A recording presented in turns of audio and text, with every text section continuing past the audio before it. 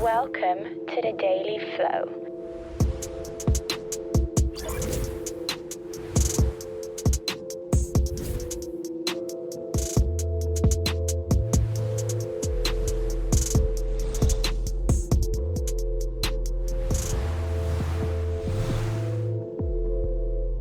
Please welcome your host, John Coleman. I received a question, do you believe Scrum and agility can be scaled and what's the best approach to it? And then the follow-up to the question was maybe a framework that is already familiar to the masses like Less, Safe, Nexus. I want to walk through each of these, but first of all, I just want to talk about pathology that seems to be going on with scaling. The first thing is that the first rule of scaling is not to scale, to try and get the best people in your group together to figure out what they need to do. That's the first thing. The second thing is there seems to be a kind of a disease with product owners. We seem to be growing product owners like flowers, popping up everywhere. I have great respect for the people who actually in product owner roles. But let's say you're a product owner on one team and the highest value item that's in your team that you're working on is $3 million US. But let's say there's another product owner within the same group and the item that they're working on right now is actually worth $30 million. And they can't even afford to work on the $29 million item. Meanwhile, the first product owner that I talked about a while ago is thinking about going on to the $2.5 million item. This is the disease in scaling where product owners have their own little dominion and they have their own little backlog and they don't see that they're not contributing the highest value from the company or the organization perspective. And that's a real problem with most of the patterns that we're going to talk about today. It's something that really disturbs me. I'm going to use a bit of bad language. I heard a wonderful expression recently, but there are a few scaling patterns that are a kind of a piss in your pants solution. As in, if you already have hundreds and thousands of product owners, you can put these patterns in, but it is a piss in your pants solution. It's not really good. So let's walk through some of these patterns because I was asked, do I believe it can be scaled? So the first thing is what people generally mean by scaling is they got many people working together, many teams working together, and how can they all figure out how they're going to work together on the product? And there are two patterns that say on one hand that they're scaling patterns, but on the other hand that there are descaling patterns, because descaling is about simplifying and not about adding on more stuff, not about looking for something that's built out and complete, looking for something that's barely sufficient, that gets you started and you can add more stuff later on if you want to, kind of thing. I do have an article on Medium on this, by the way. It's called Mirror, Mirror on the Wall. Who is the most? I won't say anymore. That article has been out there since September 2018. It was updated a few months ago. I need to add unfix Jürgen Pello's new pattern, and I need to add flight levels to that article. But today I'm going to talk about Less, Disciplined Agile, Scrum at Scale, Safe, Nexus, and what I call Spotify, ING, and flight levels. They're the ones I'm going to talk about today. We're just going to have a cursory look at these because each of these is a training class in itself. Could be between 2 and 4 days of training on each of these things. So if you just look at Less, if I was to look at one slogan for it, if you like, it's one product backlog with a learning focus. Less stands for large scale Scrum. They put a little E in the middle. As for adaptive product groups, I mean, isn't that what agility is all about? Adapting to what's going on in the market. But so many companies really lost their way and they think it's better, faster, cheaper. But Less is about adaptive product groups. It's about learning. And they've got real peer-reviewed case studies. It's very difficult to get a case study published there. It's not like marketing, blah, blah, blah, hundreds of them. It's like really difficult. And I've tried 5 times. I'm still not there. I have applied Less principles in many places, but I've struggled to implement it. So it's very difficult to implement, but it's got this nice blend of principles and rules and the idea of self-designing teams. You don't have to use self-designing teams. You can evolve the whole group. That's another approach. If you do, you have self-designing teams that kind of go with flipping the system 50 people at a time. So an expression, flip the system. You have kind of informed consent, bring maybe 50 people through, get them all trained up, all that kind of thing. You might find out at the end of the training that maybe only 35 of those people actually want to be part of it. And because Less is based on volunteering, says, yeah, no problem. The other 15, you stay where you are. We'll treat you as a dependency, even if we desperately need you, because we prefer people who are in there to really want to do this. So Less is about simplifying by stripping complicatedness away.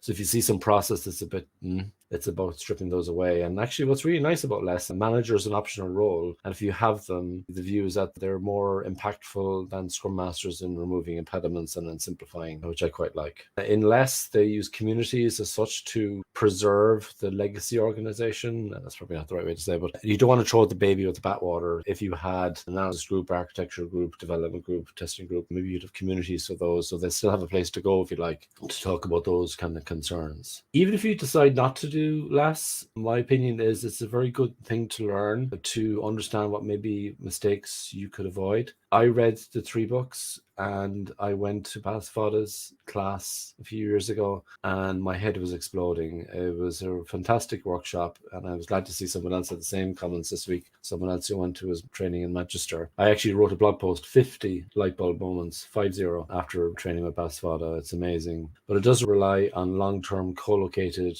multidisciplinary end-to-end, what I call slice of cake teams. I think the whole feature team thing has become misunderstood. So I talk about layer of cake teams like front end, middleware, back end, and slice of cake teams kind of cutting down through that. So less demands, if you like, that you have cake teams. So it's a big step. You can evolve towards it. You could treat the framework as an evolution and then use the principles to guide you. That's what I do. But you can also use it as a framework and then use that as your starting point to move along, and always using the principles to move forward. Very good thing to do, to understand maybe what most people fall into, growing product owners like flowers, like I mentioned earlier. So that's less. And then there's disciplined agile, which I'm only including because it's so well known, but I really think it's rubbish. It's practical. And in the books, I was disappointed by the authors, but in the real world, and all this kind of stuff, making excuses almost everywhere all over the book about why you can't be agile and why you can't be lean. It's a buffet, so pick what you want and guideline oriented. And what I noticed when I was working in a major oil company nearly 10 years ago, when I was an enterprise agile coach there, writing a kind of a guide for how we could implement agility in the whole company, I realized that 2/3 of people need rules. So disciplined agile is a set of guidelines. So you can just basically drive a truck through it.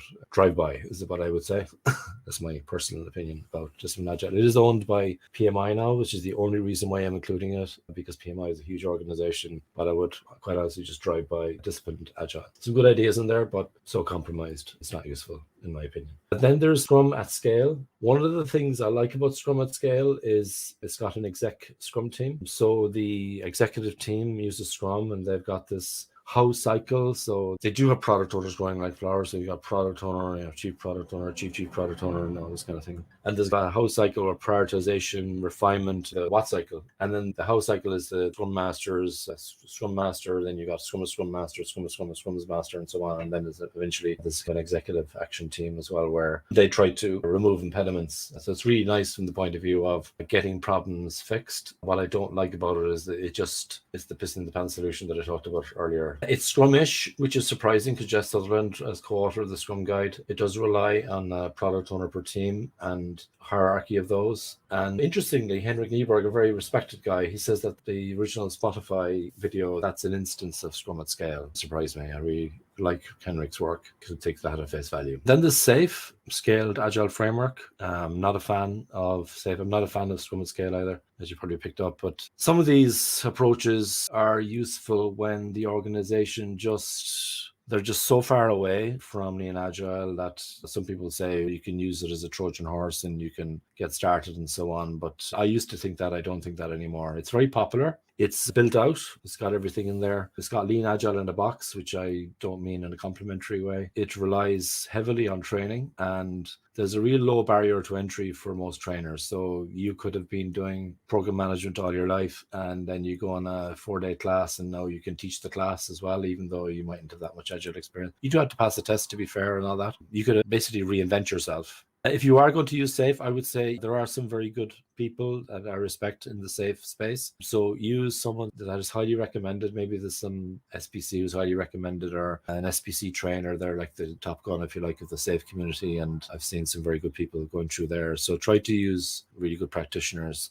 It's got different scales. So you got the essential version, and there's the large solution, this portfolio, and there's the full solution, I believe. And they keep updating, which is nice. So they're being agile about the framework. I'm just not a fan of it. And if a company asks me to use it, I just run. I ask someone else that I respect to go in and do it instead. It just tramples on all my values, really, and it really corrupts Scrum as well. I wrote an article a few years ago, when is safe? Probably if you use Kanban, if you do proper Kanban within the team, it just messes up. Scrum Master is not a coordinating role, full stop. Then there's Nexus. So Nexus is probably the simplest pattern of them all. And I believe it is culture agnostic, and it's almost method agnostic. I've used it in a variety of cultures, even cultures where it's very difficult to be agile, let's put it that way. It's designed to deal with layer of cake teams, and let's be honest, most teams in the world are layer of cake teams. It's simple, it's flexible. It's like Less's little sibling. I compared Nexus and Less a few years ago, and Bass, he said Nexus is like Less's little brother,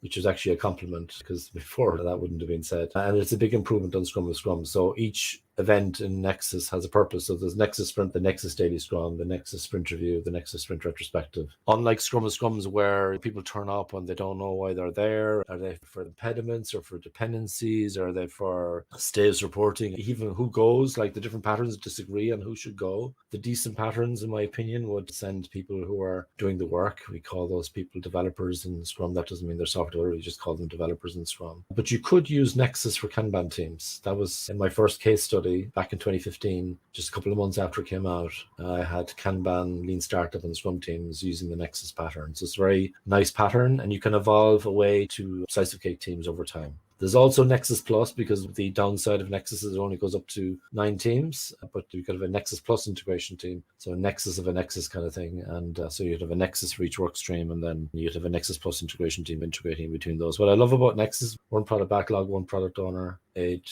doesn't grow product owners like flowers. So far, the patterns I'd be talking about, I'd be looking at either Less or Nexus as a kind of the North Star, if you like. Probably Less is the North Star, and then Nexus maybe as a way of getting there. Then there's Spotify, ING. They didn't copy Spotify. I think they were very considered in terms of how they applied the approach in ING, is my understanding. I'm going to put them together for now, and I would say it's very popular, very simple. It's usually corrupted. It's usually just a relabeling, and it's been hijacked by the consulting firms. And in my opinion, they just put in Safe and Spotify clothing. I'm not saying that Safe is the worst thing in the world. I'm not a fan of it, but my sense is they're trying to avoid sending fees off to Scaled Agile Framework, and they're just pretending it's Spotify, but it's actually Safe under the hood. That's my opinion. It is culture agnostic, and I would believe it's almost method agnostic. Because it gets corrupted, it's something I avoid. It also grows product owners like flowers, which is something I mentioned earlier on. There's another pattern called flight levels, which has been around for a while, but it's been gathering steam really in the last few years. And the idea is that you have like a flight level 1, flight level 2, flight level 3. And so the flight level 1 would be like your operational boards, if you like. You could be doing Scrum, you could be doing Kanban, you could be just doing work, whatever. And your teams will have whatever boards they have.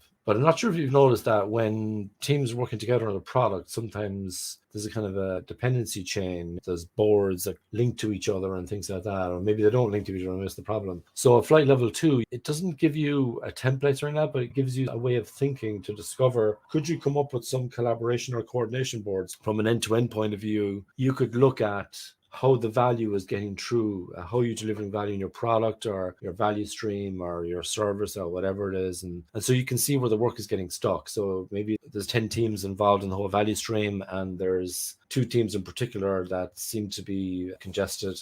It's not a reflection of those teams. There's always a bottleneck. If there was no bottleneck, we'd have unlimited capacity. So let's not be hard on the people. But you'd see where work is getting stuck. It might need me a bottleneck. It might be just about there's some dysfunction there that maybe we need to deal with and so on. So I think that's really nice, the flight level 2 idea of seeing the bigger picture of how work is flowing through the entire value stream, not just suboptimally, how is the team doing, going faster, doing some other approach at a team level, but actually making no difference because the work is still taking 3 months to deliver. So I really like that. There's also flight level 3, which is where you connect the strategy and you prioritize work and you connect the strategy with the reality of the work that's going on. And this is something I'm applying in one of my clients at the moment, and I really like this and I'm starting to fall in love with it. Some people say it's just like Safe. It's got similarities, but it doesn't prescribe. It doesn't say do this, do that, have a big picture and have all these things and abracadabra, everything would be great.